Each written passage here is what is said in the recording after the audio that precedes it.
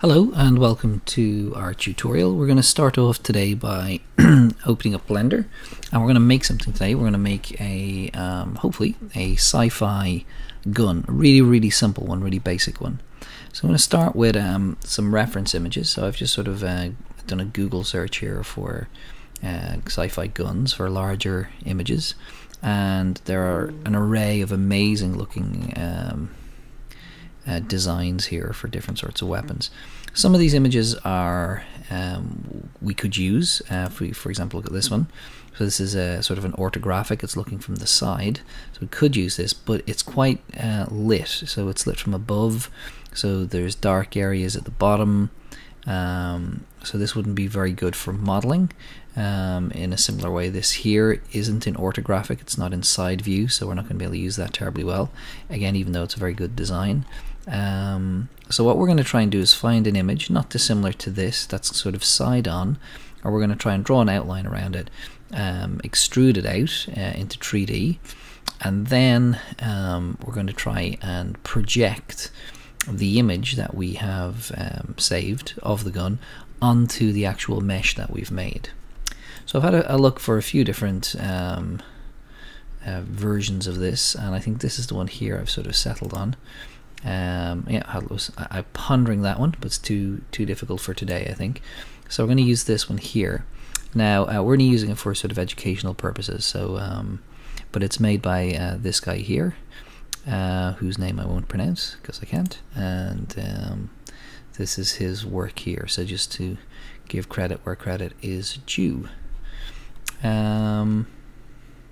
Okay. So we're going to try and work with this model here, or this design. So in Blender, I'm in Blender 2.8. I'm going to start by pressing the delete key with the cube selected, and I'm going to delete that. And then I'm going to go add, and I'm going to go to an empty, and then image. So here is a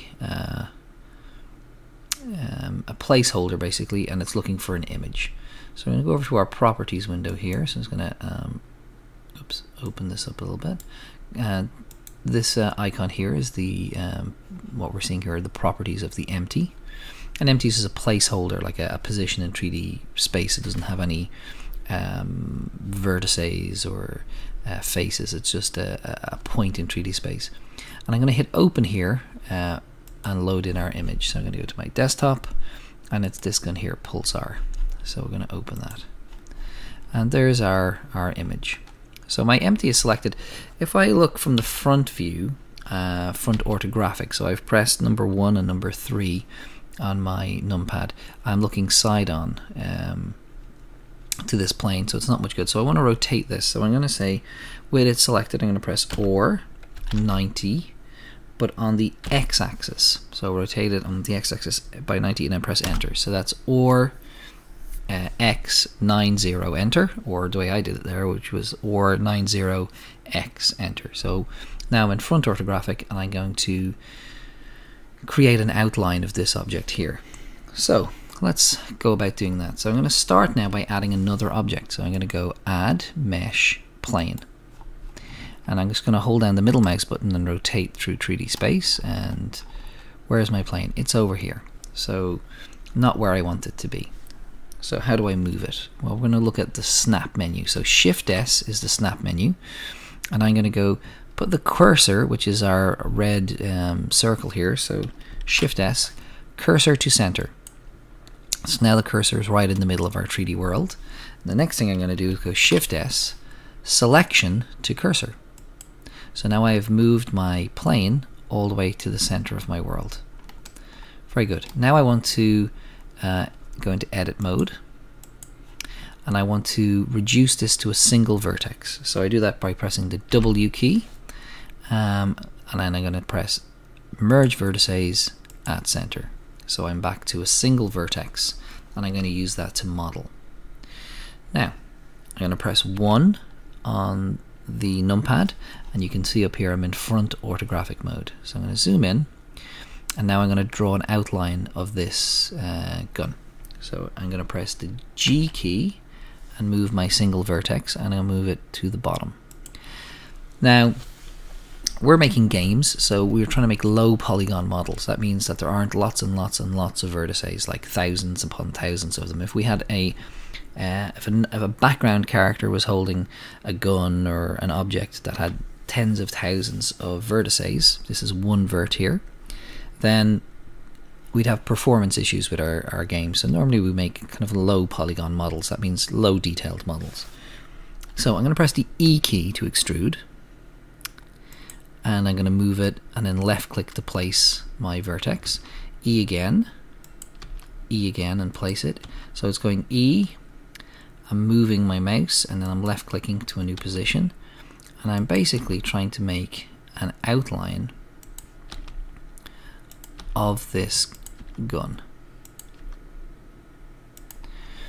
Now I can zoom in and out, and I can also hold down the middle mouse button and the shift key to position, or if I want I can press the number or the full stop on the numpad, and that will center what is selected here.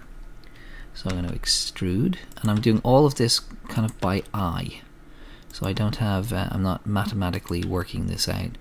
And as you can see, I'm not going all the way to the edge, so I'm going to lose a heap of detail.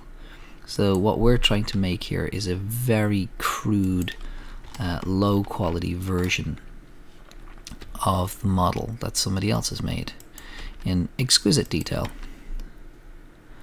But this is our kind of first tentative steps towards making models ourselves. So let's just see where we can go with this. Okay, so this is a simple but quite laborious process. Now I can put in more and more vertices to have more detail afterwards, but maybe you can redo this after you've done it the first time to make a model that has more detail in it. So I'm going to get rid of all of these sort of bypass going up and down just for the sake of illustrating the process to you.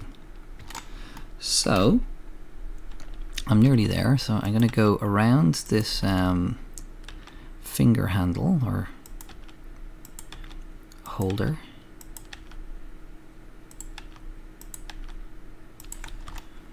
and then I'm going to bring myself back down towards my starting point.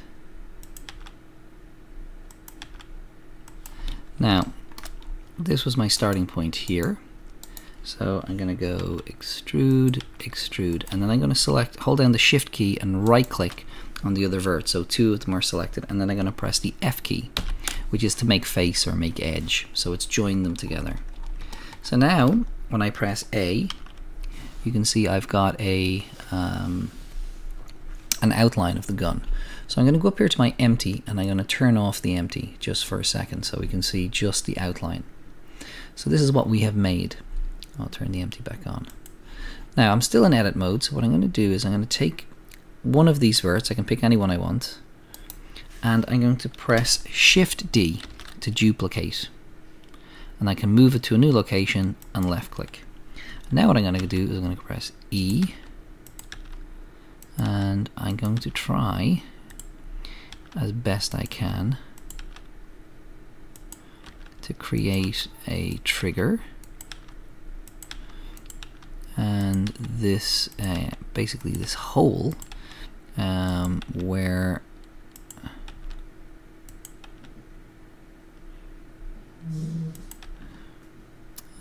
so let's press A again and see. So this is where we started, so I'm going to press these last two, press F to join them together.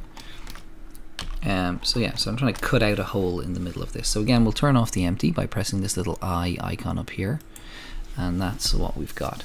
Okay, so I'm going to hold down the middle mouse button and rotate in 3D space. So this is completely two-dimensional.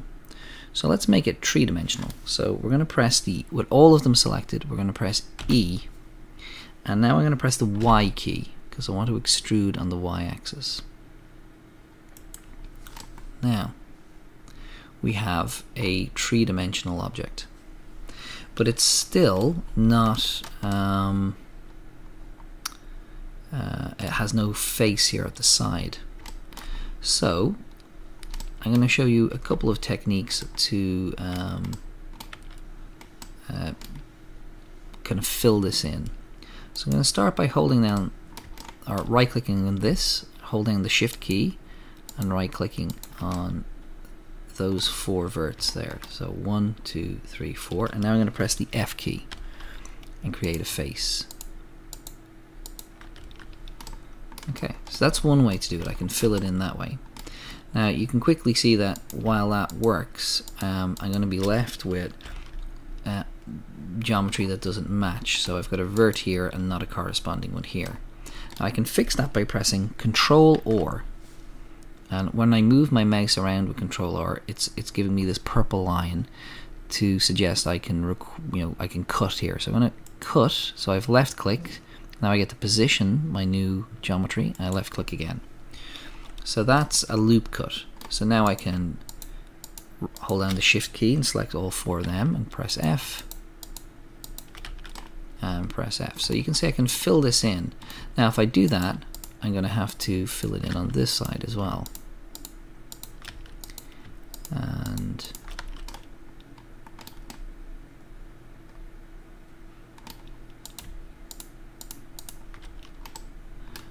this one here.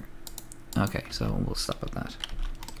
So we've filled in a little bit of it, but that's quite a laborious way of doing it. So now I'll try and show you a slightly faster way. So I can select these ones here. I can press W, and I'm looking for a function called bridge edge loop. Now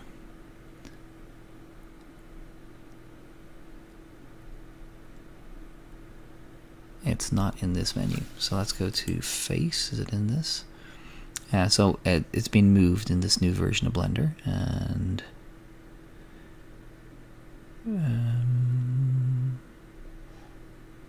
I don't know where it is.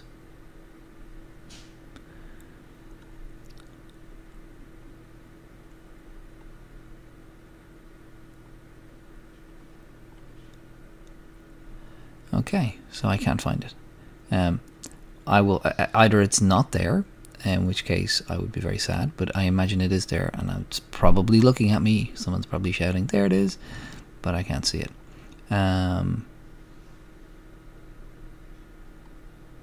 It's probably in a sub menu somewhere. Anyway, I don't see it. So bridge edge loop is one way to do it.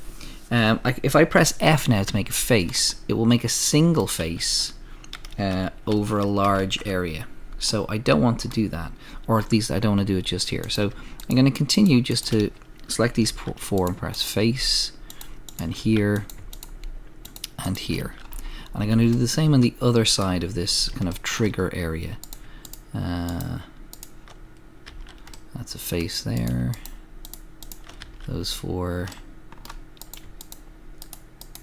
And that area there. And then I'm going to do the same at the side of the trigger. So I'm holding on the shift key, I'm selecting 4 verts and creating a face. Now 4 is the magic number. And why is 4 the magic number? So I could be making triangles here as opposed to what are known as quads, but I've decided not to do that because graphics cards love triangles. That's what they generate. But quite often if you have lots of triangles, you can get they can cast shadows and they can join in unpredictable ways sometimes. So quads give you more control over how things look. Okay, so I have here a reasonable side to this sort of trigger area, and I've done that manually, and it was, it's going to take you longer than it took me, so it's a bit as I said, laborious. There is another way to do this. So I can right click here, and it has selected all of the verts on this side, and now I can just press F and it has filled all of that in. Now that's definitely much easier to do, but it's going to be much harder. If I wanted to extrude little parts of this, I can't. And you can see here I've got individual faces I can select and manipulate. So while this makes things much easier to create in 3D, it also has its limitations. So let's do the same on this side and go F. So now what we have, if I go back to object mode, is a very basic 3D version of the image that we started with. So I'm going to press 1 on the numpad, and I'm going to turn my empty back on. And we can see that, you know, we're approximately the right size. Okay, so we're not going to do any more modeling. We're going to keep it that crude. But now what we want to do is I'm going to try and cheat and project the picture onto this mesh to try and fake detail that, you know, if we were up close to this object would not look realistic at all, but maybe if it was at a distance in the background would look just fine. And we haven't done this before, so it should be interesting. So with my in object mode and with my my gun selected, I'm going to go over here to materials. I'm going to hit new, and I'm going to give it a name. I'm going to call this gun. So my material is called gun. Now what I want to do is I want to go to a process called UV unwrapping.